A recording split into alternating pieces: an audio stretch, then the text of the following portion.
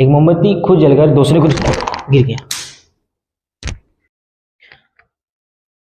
तो आज ये मोमबत्ती रोशनी के साथ साथ एक कॉन्सेप्ट भी बताएगी। क्या हम लोगों ने कभी सोचा है कि ये मोमबत्ती किसी बेस पे खड़ी थी, आधार पे खड़ी थी, किसी फोर्स की वजह से, किसी हरकत की वजह से ये नीचे गिर गई। उसी तरह हमारे अर्थ पे इतने सारे ऊंचे ऊंचे पहाड़ है, माउंटेन है, अपलिफ्टेड लैंडफॉर्म्स है, वो अपने ही जगह पे, अपने बेस पे किस तरीके से सालों साल, करोड़ों साल से एक ही जगह पे टिके हुए हैं, वो क्यों नहीं गिरते हैं। आज की इस वीडियो में हम लोग इसी टॉपिक पे बात करते हैं। तो वीडियो करते हैं स्टार्ट।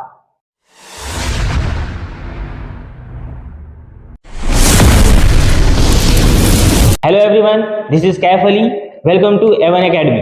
आज इस टॉपिक पे हम लोग बात करने वाले हैं कि हमारे अर्थ पे इतने सारे माउंटेन, अपलिफ्टेड लैंडफॉर्म, मतलब ऊंचे ऊंचे स्थलाकृतियों वाली जो जमीन है, वो अपने ही बेस पे, अपने ही जगह पे इतने करोड़ों सालों से कैसे टिके हुए हैं। तो उस कॉन्सेप्ट को समझने के लिए हम लोगों को पढ़ना पड़ेगा आइसोस्टेसी कॉन्सेप्ट। आइसोस्टेसी क्या है, जिसको हिंदी में बोलते हैं भूसंतलन। क्या है आइसोस्टेसी? इस आइसोस्टेसी के बारे में देखते हैं। आइसोस्टेसी मतलब भूसंतुलन, ग्रीक वर्ड आइसोस्टेसियस से लिया गया है, जिसका अर्थ होता है इक्वल पोजीशन या समस्थिति। अगर इसे सेंटेंस में पिरोया जाए डेफिनेशन के तौर पे, एग्जाम में अगर आपके एग्जाम में आता है व्हाट इज आइसोस्टेसी या भूसंतुलन से आप क्या समझते हो, तो हमारा जवाब ये होना चाहिए कि आइसोस्टेसी वर्ड जो है वो ग्रीक वर्ड आइसोस्टेसिस से लिया गया है, जिसका मीनिंग समस्थिति या इक्वल पोजीशन होता है। सेंटेंस में पिरोने के लिए हम लोग इसमें ये इस्तेमाल कर सकते हैं कि पृथ्वी में उपस्थित, पृथ्वी पर उपस्थित जितने भी पर्वत, पठार या ऊंचे ऊंचे स्थलाकृतियां हैं, वो अपने ही स्थान पर संतुलित है या टिके हुए हैं। इसी दशा को, इसी सिचुएशन को हम लोग आइसोस्टेसी या भूसंतुलन कहते हैं। ठीक है, तो इसका जवाब हम लोग ये लिखेंगे। हम लोग का जो पहला सवाल है कि पहाड़ और जितने भी ऊंचे ऊंचे जमीनी शक्लें हैं, स्थलाकृतियां हैं, वो अपनी ही जगह पे टिके हुए हैं। इसका जवाब कहाँ मिल पाया है अभी? तो इसका जवाब आइसोस्टेसी बोलो, या इसके जवाब के लिए आइसोस्टेसी बोले, या तो इस तरीके से बोले कैसे टिके हुए हैं। इसका जवाब देने के लिए, आइसोस्टेसी को अच्छे से डिफाइन करने के लिए, हमारे दो खगोल शास्त्री जिनमें से एक का नाम जॉर्ज एरी और दूसरे का नाम प्राट, इन दो खगोल शास्त्री ने आइसोस्टेसी को और अच्छे तरीके से डिफाइन करके अपना अपना कॉन्सेप्ट दिए हैं। तो आइए हम लोग अब एक एक करके देखते हैं कि एरी का क्या कॉन्सेप्ट था आइसोस्टेसी से रिलेटेड, और प्राट का क्या नियम था, क्या कॉन्सेप्ट था इस टॉपिक से रिलेटेड, इस बात से रिलेटेड, जिससे हम लोगों को जवाब ये मिल जाएंगे। अब आते हैं कि एरी का कॉन्सेप्ट क्या है ना। हम लोग को अगला जो टॉपिक है हम लोगों का, वो है एरी की संकल्पना। तो आइए देखते हैं हम लोग एरीज कॉन्सेप्ट, एरी की संकल्पना। सवाल भी आते हैं कि define the concept of areas, area की संकल्पना को प्रस्तुत करें, तो वर्णन करें। तो ऐसे भी सवाल आते हैं। किसी चीज को समझने के लिए या कोई भी बेहतरीन चीज को बनाने के लिए कुछ मटेरियल्स का जुगाड़ करना बहुत जरूरी होता है। उसी तरीके से एरीज के कॉन्सेप्ट को समझने के लिए कुछ मटेरियल, कुछ सामग्री, कुछ इंफॉर्मेशन का जानना हम लोग को बहुत जरूरी है ना। तो वो जानकारी क्या है, ध्यान से हम लोग सुनेंगे कि अगर ये हमारा है अर्थ, है ना, अगर अर्थ को हम लोग इस तरीके से बांट देते हैं, तो हम लोग अगर उसके एक किनारे को अगर हम लोग पकड़ के चलते हैं, इस वाले एरिया को, और इसे हम लोग साइड में लेकर के आते हैं, तो ये कुछ इस तरीके से दिखेंगे हम लोगों को, कुछ इस तरीके से हम लोगों को दिखेंगे। हम लोगों को पता है कि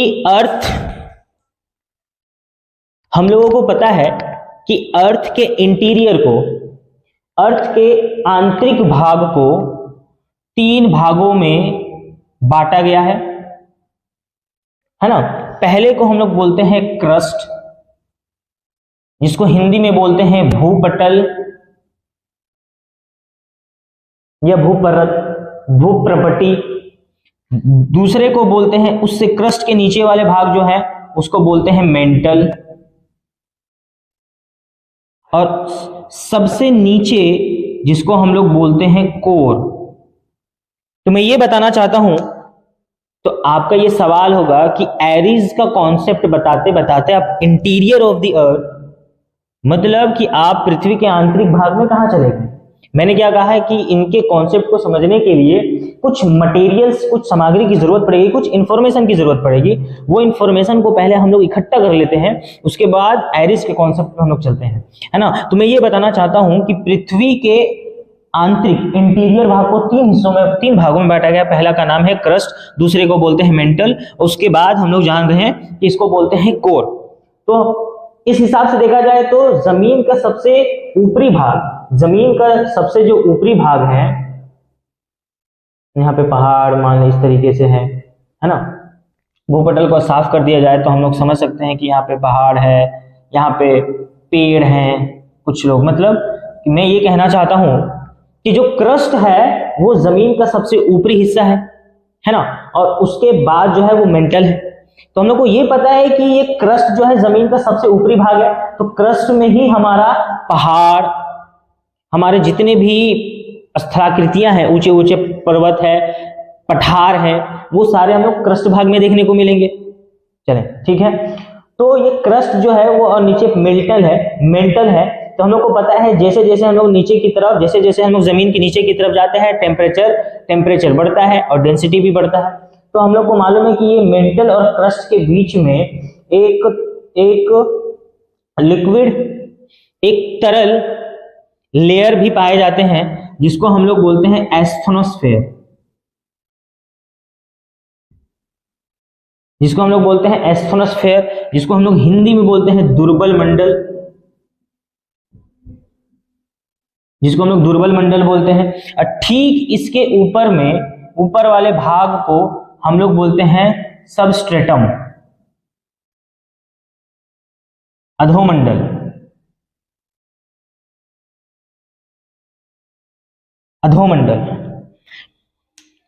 तो ये चीज हम लोगों को ध्यान में रखना है, ठीक है, कि क्रस्ट जो है, क्रस्ट वो हिस्सा होता है, जमीन के ऊपरी हिस्से को बोलते हैं क्रस्ट, और हमारा पहाड़, पर्वत, माउंटेन, जितने भी ऊंचे ऊंचे स्थलाकृतियां हैं, सब क्रस्ट में ही पाए जाते होंगे।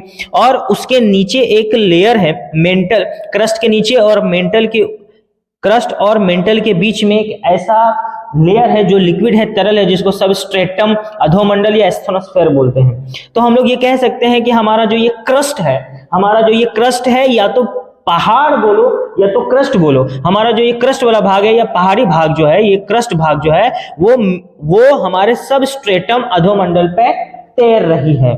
तो एरीज के कॉन्सेप्ट का जो पहला बात है वो यही है, एरीज ने सबसे पहले अपने कॉन्सेप्ट में ये बताया है कि हमारा जो क्रस्ट है, क्रस्ट मतलब भूपटल, मतलब हमारे भूपटल जिसमें पहाड़ वर्ष मौजूद होते हैं, हमारा क्रस्ट जो है वो सबस्ट्रेटम मतलब अधोमंडल में तैर रही है। ये किनका बात है? ये हमारा एरीज का कहना है कि हमारा जो क्रस्ट है वो सबस्ट्रेटम मतलब अधोमंडल पे तैर रही है। चले, एरीज का पहला पॉइंट ये था, पहली बात ये था। फिर आगे बढ़कर के उन्होंने क्या कहा, अब आते हैं एरी ने दूसरी बात जो बताया है उसको समझने के लिए मैं कुछ आपको बताना चाह रहा हूं। मान ले कि ये हमारा एक लकड़ी है और इस लकड़ी के सहारे में एक जानवर को रस्सी से बांध करके खेत में लगाना चाहता हूं। तो मैं क्या करूंगा कि मान ले ये हमारा जमीन है और इस खूंटे को क्या मैं इतना जमीन के अंदर इतना मैं करता हूं और यहां पे रस्सी बांध करके किसी एनिमल को, किसी जानवर को अगर मैं बांध के रखना चाहता हूं, क्या ये पॉसिबल है? वो एक फोर्स, एक ताकत लगाएंगे जिसकी वजह से ये टूट सकता है, निकल सकता है। अगर मैं ऐसे ना करके, अगर ऐसे करके मैं इस खूंटे को लगाऊं, मतलब जमीन से इतना नीचे इसको कर दूं, अब यहां पे रस्सी बांधूं, तो क्या ये पॉसिबल है कि तो उखाड़ के ले जा सके? तो उसी तरीके से मैं ये कहना चाहता हूं कि अगर हम जमीन पे इतना खूंटे को, इतने जमीन के अंदर खूंटे को कर देते हैं तो ये संभावना बहुत कम हो जाती है कि इसे कोई निकाल पाए, इसके जगह से इसको कोई हटा पाए।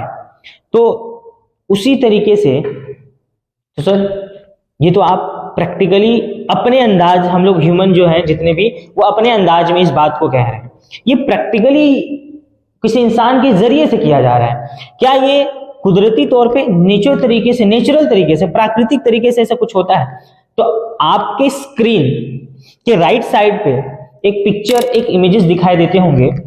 उस पिक्चर को देख के आपको ये समझ आ चुका होगा कि ये जो पिक्चर है वो एक आइसबर्ग हिमशिला है।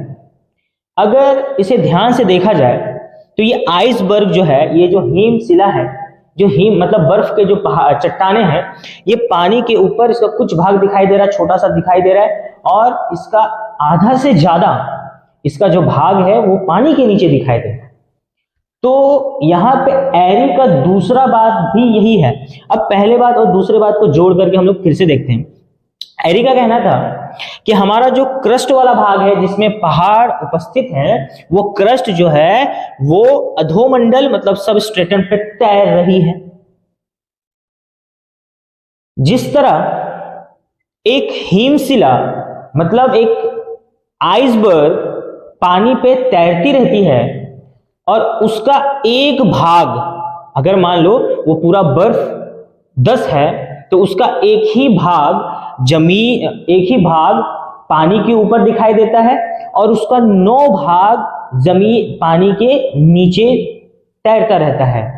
ठीक उसी तरीके से जो हमारे क्रस्ट हैं, जिसमें जितने भी पहाड़ हैं, वो सब स्ट्रेटम अधोमंडल पे तैर रही है। और उसी प्रकार जमीन पर जितने भी ऊंचे ऊंचे स्थलाकृतियां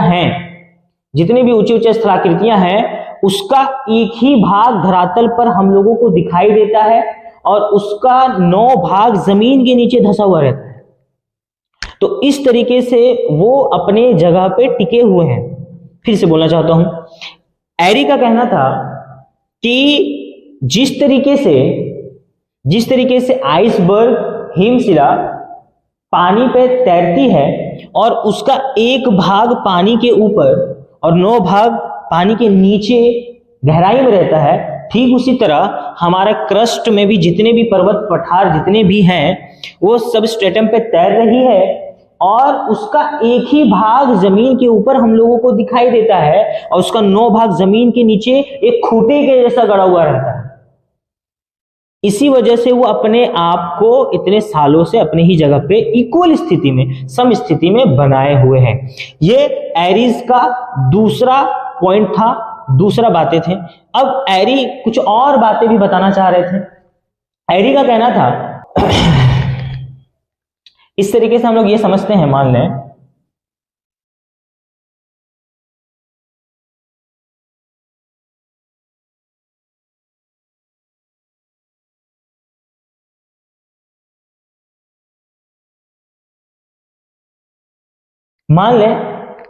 कि मैंने जो यहाँ पे बनाया है, तो ये भी एक पहाड़ है, पठार हो सकते हैं या सब पहाड़ हो सकते हैं, मगर इस पहाड़ की जो लेंथ है, जो ऊंचाई है वो अलग अलग है।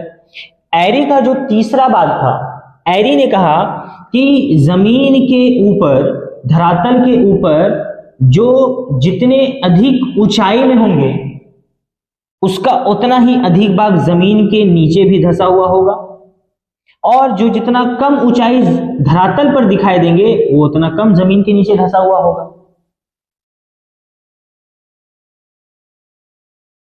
इस तरीके से तो इनका तीसरा पॉइंट ये था, उनका ये बातें थे, उनका इसी से ये एक बात, उनका एक और पॉइंट बनता, उनका ये कहना था कि धरातल पर जितने भी ऊंचे पर्वत पठार दिखाई देते हैं, सभी का घनत्व 1 2 3 4 5 मान लिए जाए कि ये जितने भी ऊंचाई वाले जितने भी हम लोगों को दिखाई दे रहे हैं, उनका कहना था, एरी का और बात कहना था ये कि जमीन के ऊपर, ये मान लो हमारा जमीन है, ये जमीन के ऊपर वाला भाग दिखाई दे रहा है, ये जमीन के नीचे वाला भाग दिखाई दे रहा है।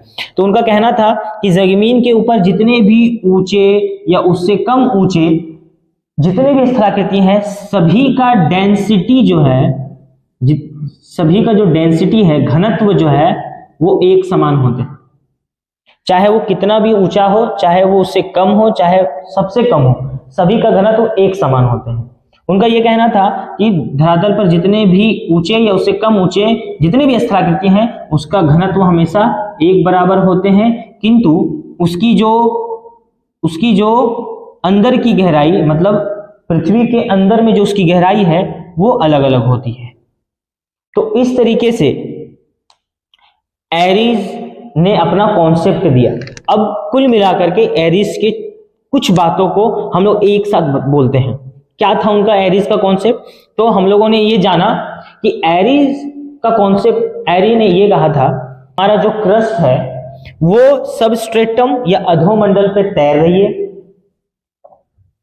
जिस तरीके से एक आइसबर्ग पानी पे तैरती है, उसका एक भाग पानी के ऊपर और 9 भाग पानी के नीचे गहराई में रहता है, ठीक उसी तरीके से क्रस्ट में जितने भी पर्वत पठार या ऊंचे ऊंचे स्थलाकृतियां हैं, वो जमीन के ऊपर उसका एक भाग दिखाई देता है और उसका 9 भाग जमीन के नीचे धंसा हुआ रहता है। ये दूसरा बात। तीसरा बात उन्होंने कहा था कि जमीन